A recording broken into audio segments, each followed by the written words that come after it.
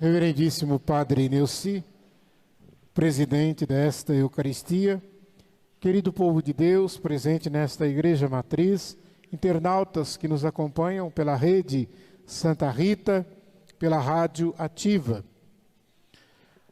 A liturgia de hoje, poderíamos resumi-la olhando para pequenas coisas. Jesus nos chama a atenção para olhar para aquilo que aos olhos do mundo é pequeno, é desprezível. E a começar pelo profeta Ezequiel que lemos, que vai dizer que Deus toma aquilo que é pequeno aos olhos do homem, um raminho, um ramo novo, para vencer o orgulho, a prepotência, para confundir aqueles poderosos. Deus prefere a humildade, as simplicidades. Deus não desiste de nós. Ele sempre vai estar caminhando conosco. Mesmo quando estivermos passando por períodos difíceis, de sombras, o Evangelho domingo que vem vai falar sobre isso. Quantas e quantas vezes na nossa vida a gente parece que não sente a presença de Deus, e às vezes até verbaliza dizendo: Deus me abandonou, Deus não quer saber de mim. Mas isso nunca acontece. Deus nunca abandona os seus. E aí, nós olhamos para a história, e o cristianismo, ou seja, o povo de Deus, durante toda a sua existência, sempre teve momentos de sombras, de perseguições, inquietações, de dificuldades, que às vezes o testemunho significava a morte, o martírio. E hoje nós poderíamos dizer, ao falar de sombras, e fazendo um link com Jesus pegando um grãozinho de mostarda, dizendo é a menor das sementes. Nós estamos aí no nosso país, as discussões, a luta lá no Congresso Nacional de um PL sobre o aborto. E muitos de nós cristãos estamos de costas, como se nada estivesse acontecendo. Nem rezar às vezes rezamos para que esta praga não venha. Mas por que eu digo isso? Porque você precisa lembrar que você e eu, nós já fomos menores do que grão de mostarda. Quando o Evangelho vai dizer do pequenino grão de mostarda, não se esqueça. Você hoje pode ter 2 metros, pode pesar 100 quilos, pode ser poderoso, rico, cheio de dinheiro, diploma, mas você já foi menor que um grão de mostarda. E olha o que Deus fez. Pela natureza das coisas, de maneira e de forma natural. Então, quando olhamos para a carta de Paulo aos Coríntios, ele fala justamente da dificuldade, dos riscos, mas ele aponta para a recompensa. Ele aponta aquilo que chama pelas compensações. Então, às vezes, para anunciar o Evangelho, nós temos que vencer desafios. Mas é a nossa caminhada terrena. E até a leitura usa uma expressão interessante, que muitos de nós deveríamos parar para pensar. Ela diz assim: enquanto estivermos neste corpo. Está escrito aí, na Bíblia. Enquanto estivermos neste corpo. Então, meus irmãos, a nossa existência não se resume ao nosso corpo.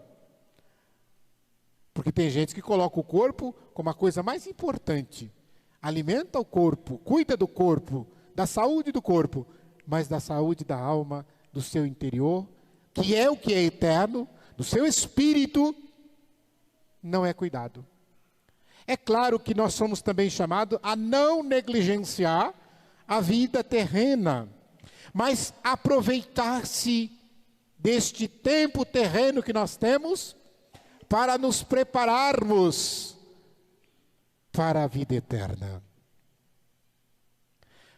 Muitas vezes quando alguém chega para você, chega para mim e pergunta assim: quantos anos você tem? E aí você diz: 30, 40, 60, 70. Mas é uma forma errada de responder. Porque esses anos não nos pertencem mais. Eles fazem parte da nossa história. Você não muda uma vírgula deles. Então, você deveria pensar quando alguém perguntasse: quantos anos você tem? Não sei. Pode ser que seja um dia. Ou seja, quanto tempo você ainda tem? Você não sabe. Eu não sei. Então, valorizar o tempo presente, não torná-lo descartável, não negligenciar esta nossa vida terrena, sabendo que somos exilados, estrangeiros, porque nossa pátria definitiva é o céu que nos aguarda. Aqui é provisório, aqui é passageiro, mas a eternidade não. O reino de Deus, quando Jesus mostra nesse evangelho, então, sendo como o grão de mostarda, que semeado na terra, é a menor de todas as sementes, mas que vai, quando cresce, se tornar a maior das hortaliças, de ramos grandes, que os pássaros vêm abrigar-se à sua sombra. Lembro aqui, nós conhecemos a mostarda aqui, né, que se faz salada, né?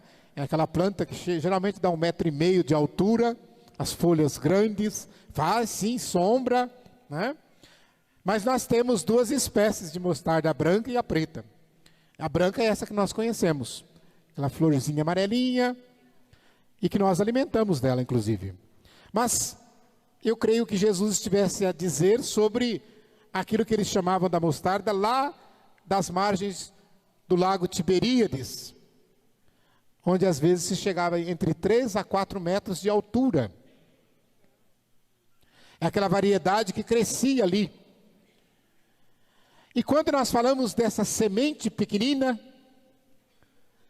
eu preciso dizer para vocês que às vezes nós nem percebemos as sementes. O grão de mostarda é pequenininho, você consegue ver na mão. Mas eu pergunto por onde eu estou passando esse final de semana.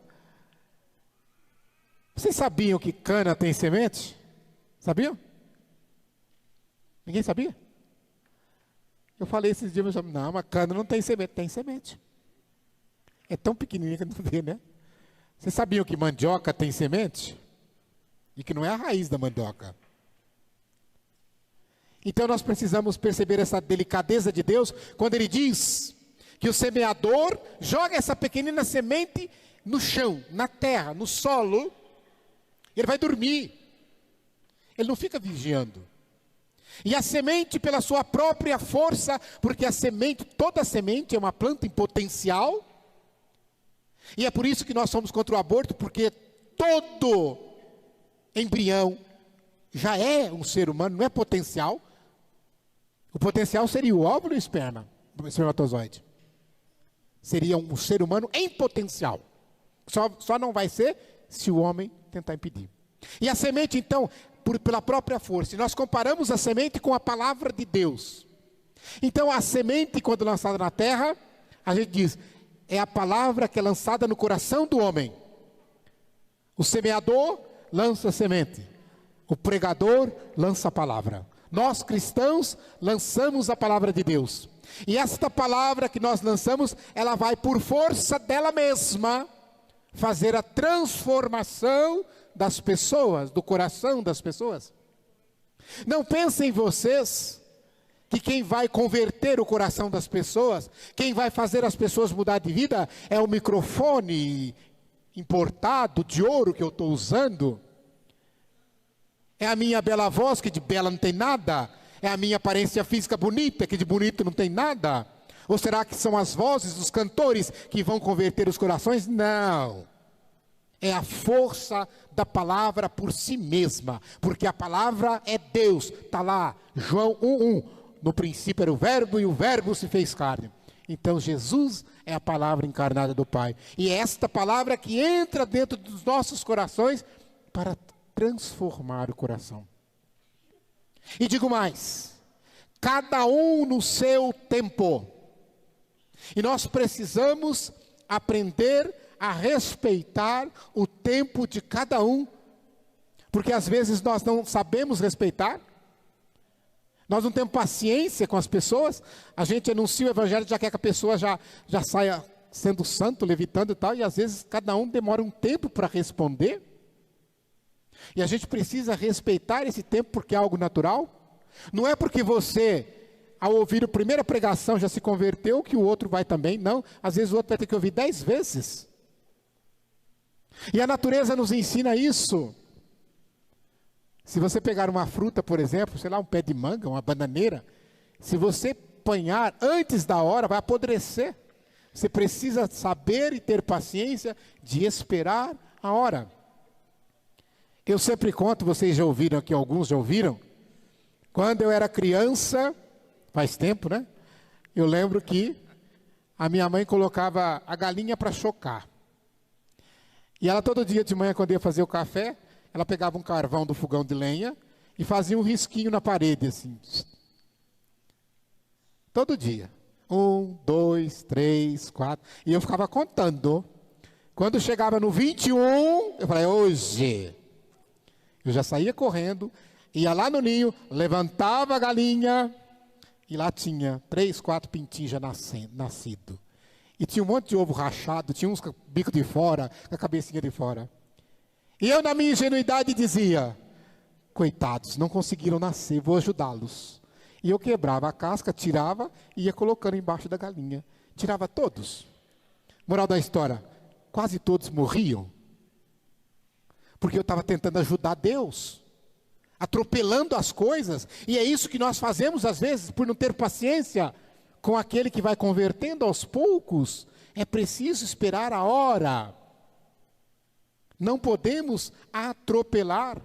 Então a nossa missão de cristãos é lançar a semente e esperar, porque ela vai brotar. A impaciência do discípulo vai atrapalhar a conversão daqueles aos quais ele quer que sejam convertidos ao coração de Deus. Nós precisamos entender que o discípulo paciente é aquele que espera, por mais que haja lentidão de resposta nas coisas. Então, na construção do reino de Deus, nós precisamos entender esta coisa. Nós somos apenas pedreiros.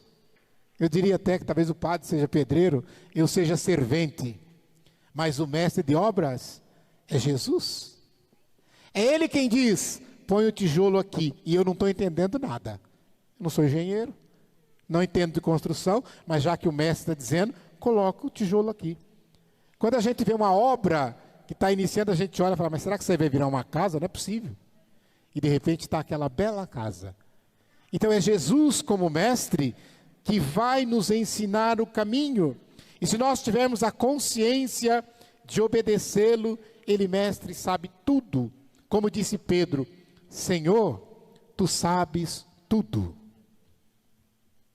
E por fim, eu lembro, nessa história de querer ajudar Deus, a gente diz assim, quando deixar as coisas acontecer, confiando, como diz o apóstolo Paulo na segunda leitura, confiando em Deus.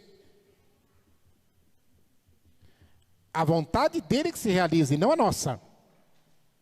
Eu lembro aqui, quantas e quantas pessoas, às vezes, compram, pagam, para falar mentira de coisa que Deus fez, que Deus não fez.